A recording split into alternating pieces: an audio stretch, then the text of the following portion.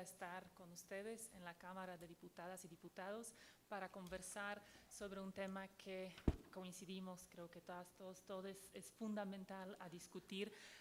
hoy, para mañana, para el futuro de México, para las relaciones de los poderes y para la protección de los derechos de las personas que conforman nuestra comunidad política. Me parece que México es un país que ha avanzado de manera muy impresionante en el desarrollo tanto de normas, de legislaciones, en el desarrollo constitucional y también en el quehacer cotidiano, ampliando los derechos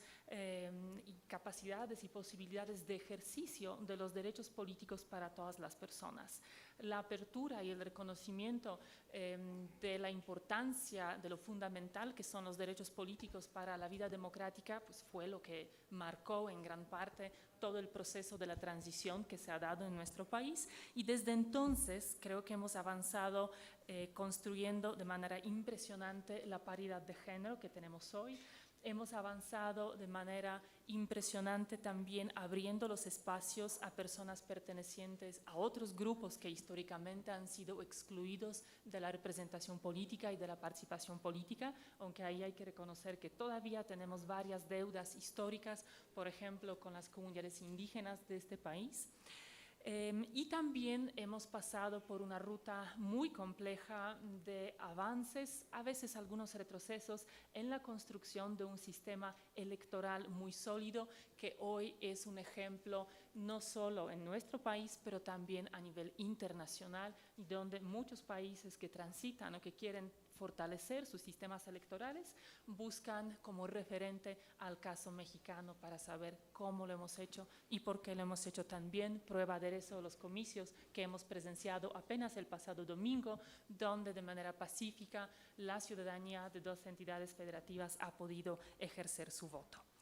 En esta ruta de cambios también la reforma al Poder Judicial, en particular a la Suprema Corte, fue uno de los pilares del proceso de la transición. Justamente la reforma realizada en el sexenio del presidente Zedillo es lo que permitió que el Poder Judicial en México recuperara o más bien asumiera un papel activo en el ejercicio del control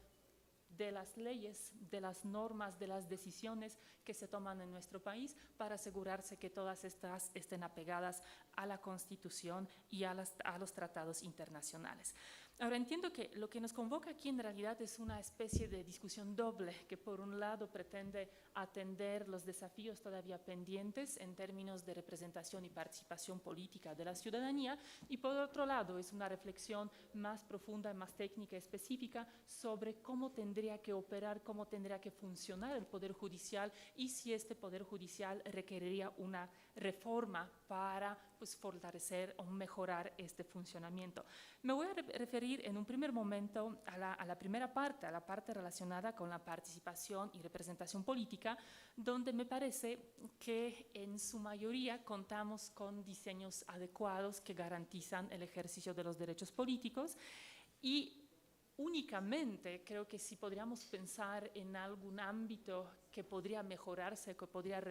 fortalecerse desde el ejercicio legislativo, es el diseño de los mecanismos de participación ciudadana como las consultas, referéndums y la iniciativa legislativa, que en este momento, hay que reconocerlo, están regulados de una manera altamente restrictiva. La ciudadanía no tiende a recurrir a ellos, no tiende a usarlos, porque por un lado el costo de hacerlo, no me refiero al costo material, pero me refiero al costo de inversión de tiempo, de conocimientos, de organización, de lo que implica articular una iniciativa, juntar una cantidad necesaria de firmas para poder presentarla ante alguna de las dos cámaras de este Congreso, es excesiva y al mismo tiempo promete pocos beneficios, es decir, promete o vislumbra bajas posibilidades de una incidencia real, y las personas tienden a ponderar esos costos y los beneficios, y cuando sienten que algo es realmente difícil de realizar, es difícil de participar de esta manera y tienen muy pocas expectativas de poder generar alguna incidencia, prefieren no utilizar este tipo de mecanismos. Entonces creo que ahí tenemos un área de oportunidad definitivamente. Y fuera de ello, creo que con las regulaciones existentes de la paridad, mientras se mantengan en su forma actual, con los criterios actuales, creo que van a seguir rindiendo frutos excelentes. Estamos en un momento complejo en términos de la implementación de la reforma electoral del llamado Plan B, porque todavía no sabemos cuál será la decisión de la Corte al respecto, pero en ese ámbito me parece que el Plan B tristemente no profundiza y no avanza en los derechos y el reconocimiento de la representación política de personas pertenecientes a otros grupos históricamente excluidos, porque si bien reconoce las cuotas de manera legislativa, reduce los espacios frente a lo que estaba reconociendo por lo que se estaba reconociendo por la decisión del INE y del Tribunal Electoral, y no garantiza hoy de manera muy importante la paridad en estos espacios destinados a los grupos excluidos. Entonces creo que ahí el marco vigente, bueno,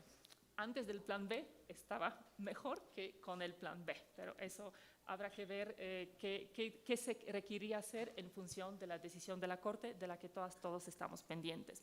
Finalmente, como otro mecanismo de participación e incidencia ciudadana en las decisiones políticas, están todos los mecanismos de democracia abierta, de gobierno abierto, de parlamento abierto, al que este Congreso ha estado recurriendo con diferentes frecuencias, grados de profundidad y seriedad. En ocasiones ha habido ejercicios notables de reconocerse en términos de la participación plural.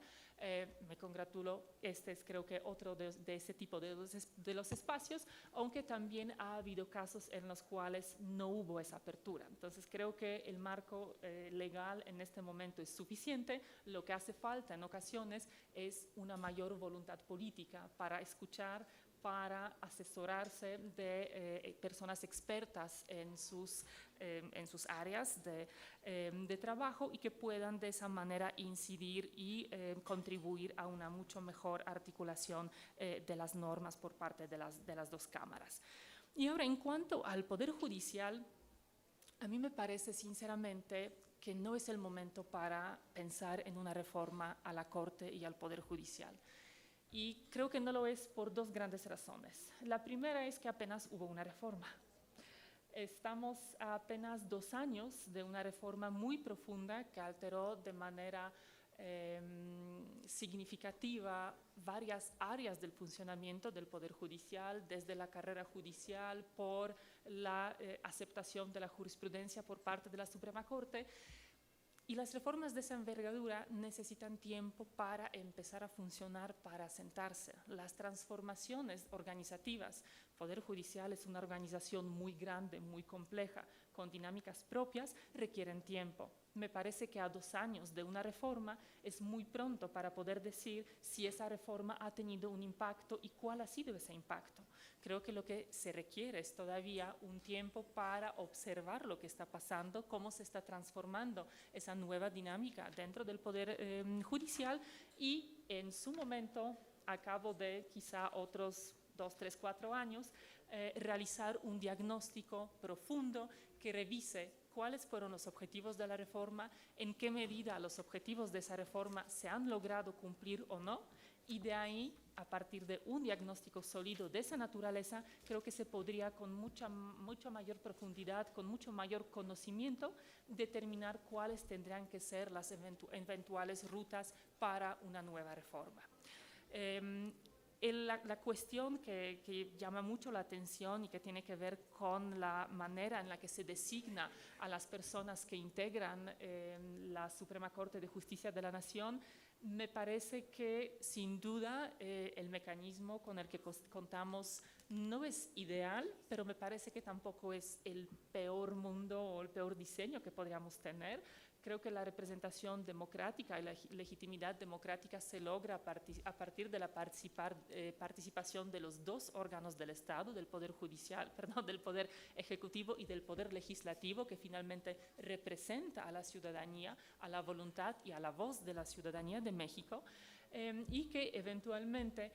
si se buscara o se decidiera alterar este procedimiento, me parece que la ruta podría ir hacia un pluralismo, pero un pluralismo, diría yo, controlado, en el sentido de incorporación quizá de las barras de abogados, de las universidades, de la academia, pero me parece sinceramente que abrir el tercer poder, el poder judicial, a una elección popular podría llevar a mayores vicios de los problemas que podría en su caso resolver. Serían procesos muy complejos, serían finalmente procesos politizados, y lo que se supone es que estamos buscando una integración de la Corte que la aleje de la política, que la aleje de la incidencia directa de los partidos políticos, de una vinculación con cualquiera de las fuerzas políticas que estuvieran en condiciones de estar proponiendo, postulando o apoyando a las personas candidatas a este cargo.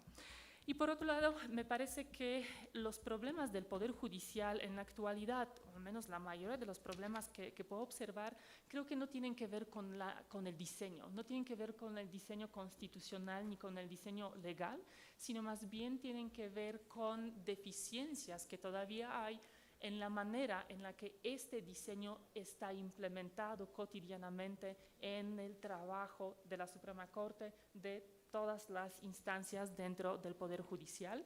Y creo que estos problemas de implementación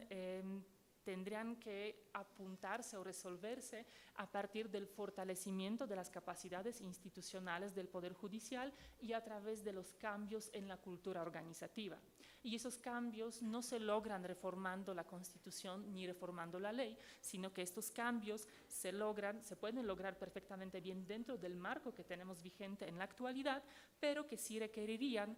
ya las acciones para fortalecer la transparencia, para fortalecer la carrera judicial, que la reforma de 2021 da pie para eso, y esperemos que veamos pronto los resultados positivos de este proceso a través de una mejor preparación, formación y capacitación de las personas que participan, de acompañamiento de la carrera judicial por una carrera administrativa, por un servicio profesional de carrera, pero administrativa, quien se dedique a la operación, digamos, cotidiana de las instancias del Poder Judicial. Se puede y se debe fortalecer la colaboración institucional y finalmente la supervisión por parte de la ciudadanía, por parte de la academia, de las organizaciones de la sociedad civil,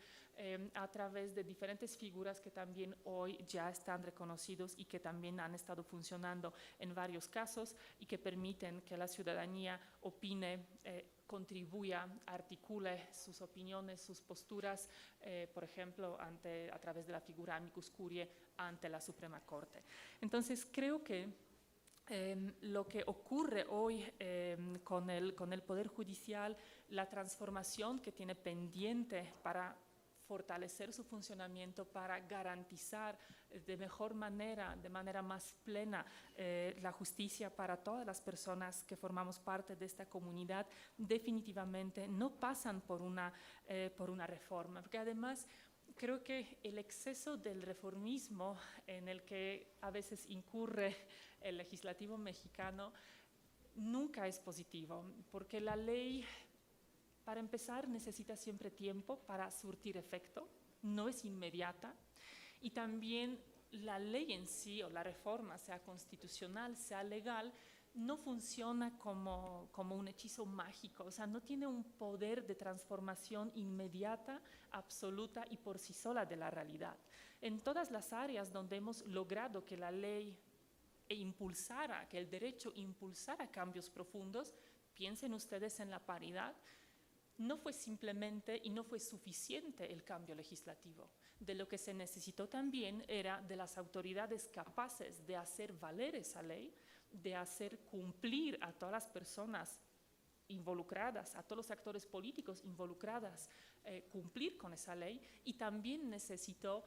la supervisión la verificación y la actuación por parte de la ciudadanía, que en el caso de la ruta paritaria implicó mujeres de los partidos políticos, mujeres del movimiento feminista que iban ante los tribunales y que demandaban el cumplimiento de las normas. Entonces, los procesos de cambio, de transformación profunda, no se dan solamente desde el derecho, no se dan solamente desde las reformas y cambios legislativos, sino que requieren esa interacción más profunda y, reitero, necesitan tiempo. Entonces, creo que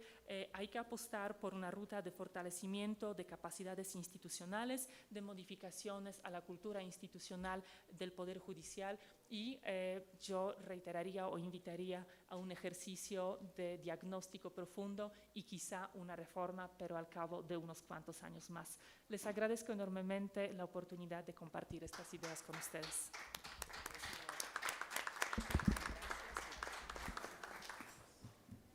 Muchas gracias, doctora Mónica Gilas, muy interesante su reflexión.